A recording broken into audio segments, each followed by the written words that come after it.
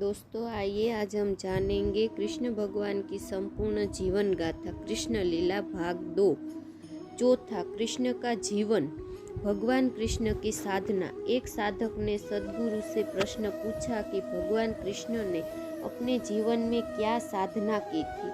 सद्गुरु हमें बता रहे हैं कि कृष्ण जीवन के हर पल आनंदित और चेहरे पर मुस्कान लिए रहते हैं। यही उनकी साधना थी। इसके अलावा वे हमें उस साधना के बारे में भी बता रहे हैं जो कृष्ण ने गुरु संदीपनी के सानिध्य में की थी।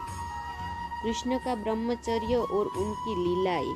भगवान कृष्ण ने गोपियों के साथ रास लीला रचाई थी, पर फिर भी उन्होंने कुछ वर्ष ब्रह्मचारी का जीवन भी जिया था। सद्गुरु हमें बता रहे हैं कि ब्रह्मचर्य का जीवन जीने का मतलब है मैं और तुम का फर्क न होना।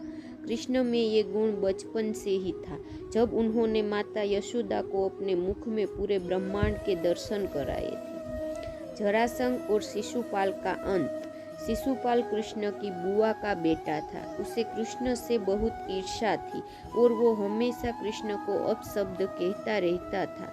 कृष्ण ने वचन दिया था कि वे उनकी 99 गलती माफ कर देंगे, पर एक और गलती करने पर वे खुद को नहीं रोक पाएंगे। एक दिन शिशुपाल का भीष्म और उनकी माता गंगा के बारे में अपशब्द कहने लगा और वो उसकी 100वीं गलती थी। श्रीगला वासुदेव का अंत। करावीरपुर का राजा श्रीगाला वासुदेव खुद को भगवान का अवतार मानता था। उसे यही लगता था कि असली वासुदेव वही है जिसके बारे में भविष्यवाणी की गई थी। एक बार श्री कृष्ण और श्रीगला आमने सामने आए और श्रीगला ने कृष्ण पर बाण चलाने शुरू कर दिए।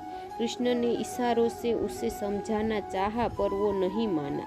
आखिरकार कृष्ण ने सुदर्शन चला दिया। कृष्ण लीला की कहानियाँ। कृष्ण और राधे।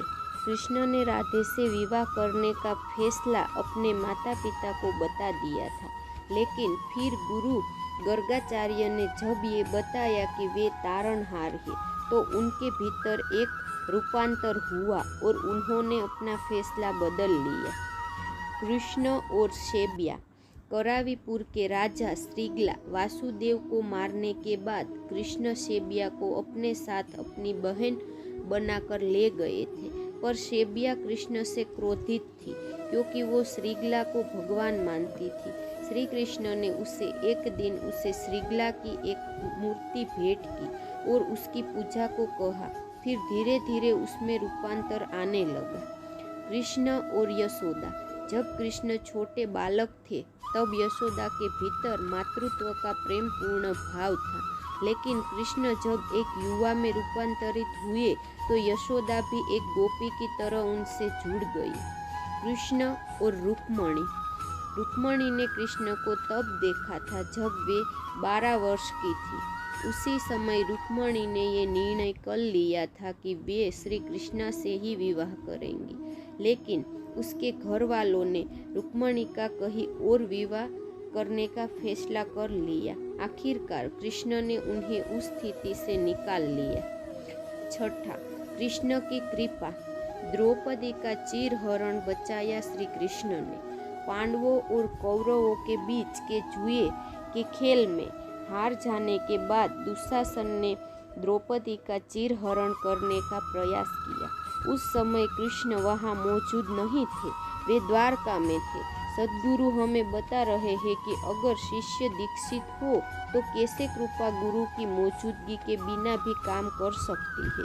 वे बताते हैं कि ऐसा जरूरी नहीं कि जिसके माध्यम से कृपा कार्य कर रही है उसे उस समय इस बात का जानकारी हो। कृष्ण का नीला रंग। कृष्ण को जहाँ भी चित्रित किया जाता है उन्हें नीले रंग का दर्शाया जाता है। सद्गुरु हमें बता रहे हैं कि नीला रंग कृष्ण से कैसे जुड़ा है। वे बता रहे हैं कि समस्त ब्रह्मांड को समाहित करने की उनके क्षमता के कारण उनका आभामंडल नीला हो गया था। कृष्ण की तीव्रता पर कृपा।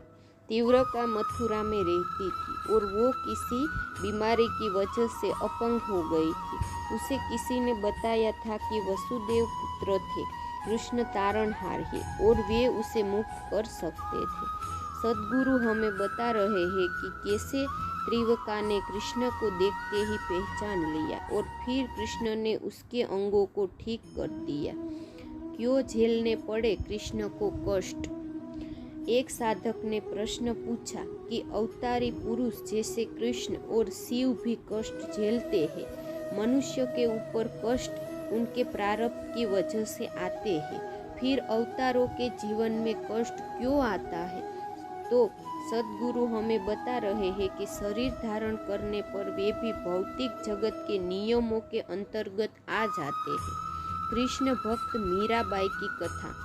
मीराबाई को उनकी माँ ने बचपन में कृष्ण की छवि की और इशारा करते हुए कहा था, ये तुम्हारा पति है। उस दिन से ही मीरा ने उन्हें अपना पति मान लिया और ये भक्ति इतनी गहरी हुई कि विष का प्याला भी उन पर बेअसर हो गया। सद्गुरु हमें बता रहे हैं कि मीरा के जीवन की कथा और उनके मेड़ता और चित्तौड़ से वृंदावन और द्वारका के सफर के बारे में बताया गया है। दोस्तों, तो ये थी कृष्ण भगवान की संपूर्ण जीवन गाथा यानी कि कृष्ण लीला। यदि आपको यह कथा पसंद आए तो इसे शेयर और लाइक जरूर करें। साथ ही और भी धार्मिक कथाओं को सुनने के लिए हमारे चैनल को सब्सक्राइब करना ना भूलें और कमेंट बॉक्स में हमें ज़रूर बताइए कि इस कथा के बारे में आपका क्या ख्याल है। यदि इसके बारे में आपको कोई प्रश्न है तो वो हमें पूछ सकते हैं। हम आप तक सही जानकारी देने का प्रयत्न जरूर करेंगे। जय श्री कृष्ण।